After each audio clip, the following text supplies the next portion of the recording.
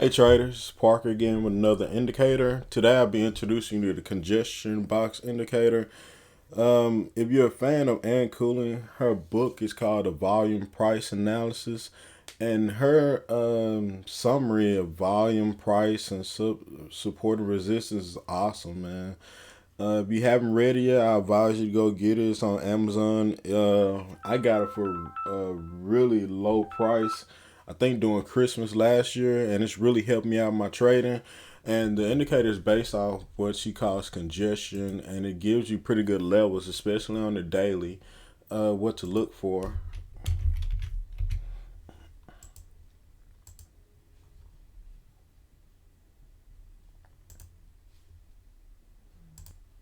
This is the indicator, and this is what you'll be getting.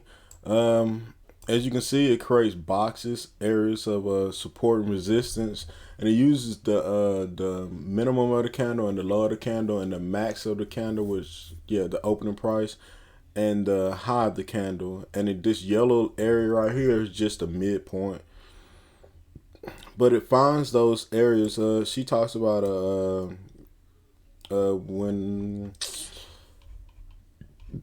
you have candles that does this pattern. When you have this low, this middle low is lower than the two candles between them, and this high is lower than the two candles between them. It creates an area of congestion or support, and this indicator marks out those things, and it does the same thing when it comes to these areas of resistance. You have this middle candle that's higher than both of these highs, and this low is greater than both of these two lows, and it gives you an area, and it's considered a congestion area. And you can see it broke above, but it created another one, but it slowly created this ascending pattern. So this was AMC Friday. And I also included a price and a share indicator, and it's a stop loss as well somewhere in there. This is Thinkorswim's Underman feature, and it doesn't always works well with indicators. But I'm gonna go ahead and start it, and hopefully hopefully it pops up. Well, if it doesn't, I'll push it back to the actual end of the day, and you can see the stop loss as well. And that's all it does. The features of the indicator are these. You will get, you'll be able to change everything. I also have a volume base as well.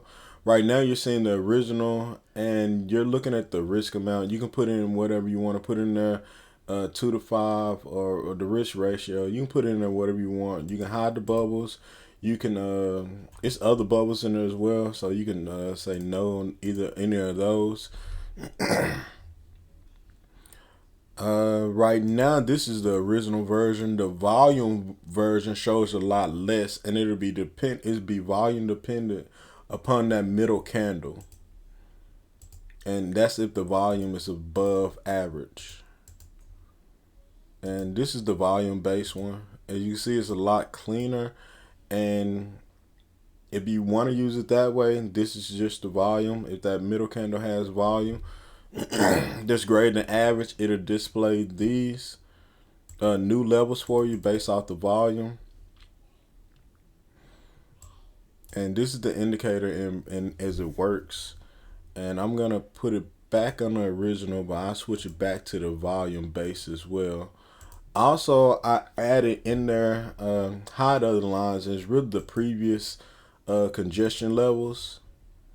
So we're gonna not hide those, and it somewhat clutters up everything, but it also helps you find the levels going back down.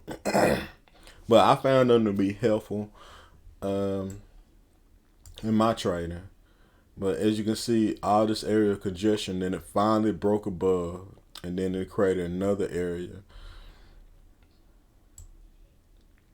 But over here, you find these hidden areas. So you have those three areas right now. It only creates a look back period of three. So you have the original, and then you have three look back periods. And this is where you got some of your support, but I changed this back to the volume base, so you get a, well, Before I do that, I'm gonna push it forward in time, and I'm gonna push it to 11 o'clock.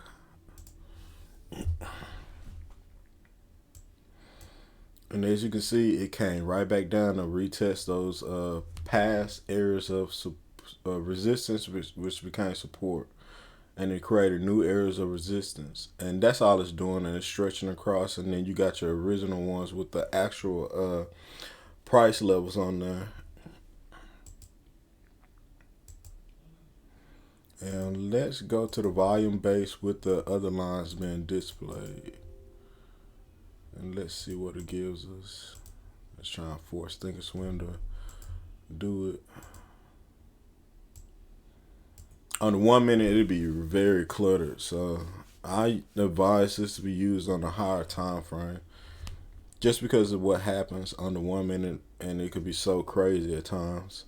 But on the volume based one, it gave you these levels right here, and you can see it stopped right there on that O area support. In that congestion area, had worked its way up between this area, and it's working its way up above that area as well. So we came back to the previous day. It's the same thing, just working its way above those previous levels and the new levels.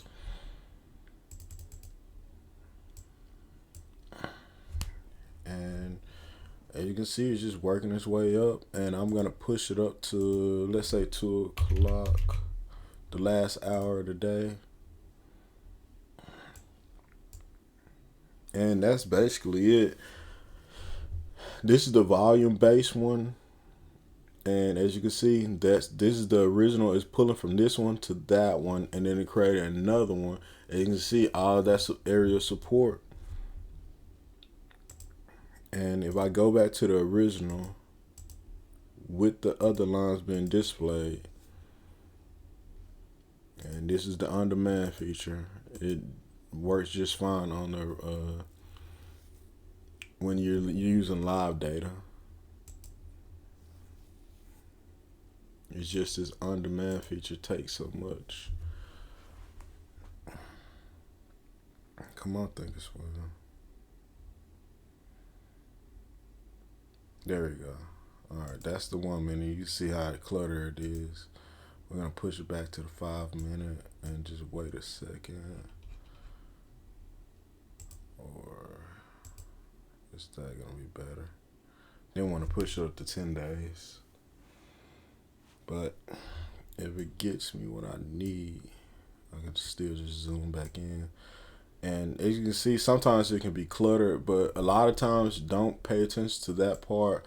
Just bring it forward and just pay attention to what am I saying. I'm saying that this area right here is really congested and cluttered. But once it broke above, it used this $40 level as a support.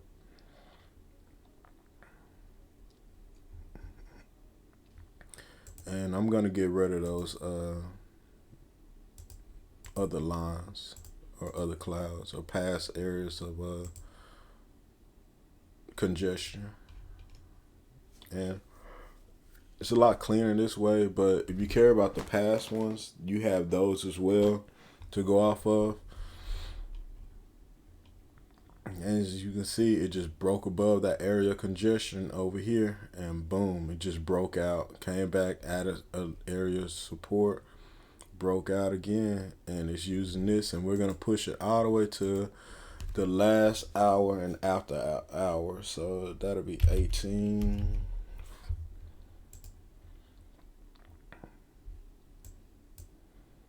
And just gotta give it a second. Let's see. There we go. And it really just stayed in this area. And in that last hour, the last 10 minutes of the day, it's pushing up. And it came back to the same area of congestion support, and it couldn't break up to 50. Once it did, 50% of that became support, and it's pushing up again. But once again, this is called the congestion box indicator. If you like it, you can get it in the description, and shoot me an email as well. If you have any suggestions or any type of indicators that you would like to see, And also like and subscribe or leave me a comment. It really helps out. And I love the feedback that I've been getting on some of the other indicators, but it's really been helping me to really perfect the craft and help other people out as well. Because I was a new trader. I wish I had something like similar to this to help me out as well, especially when it came to volume. But like I said before, if you have not read Ann Coulin's book, Volume Price Analysis, check it out. She does a great job of explaining everything and what to look for. Thanks again. This is Parker, and I appreciate you guys for watching. Have a great day. Thanks. Bye.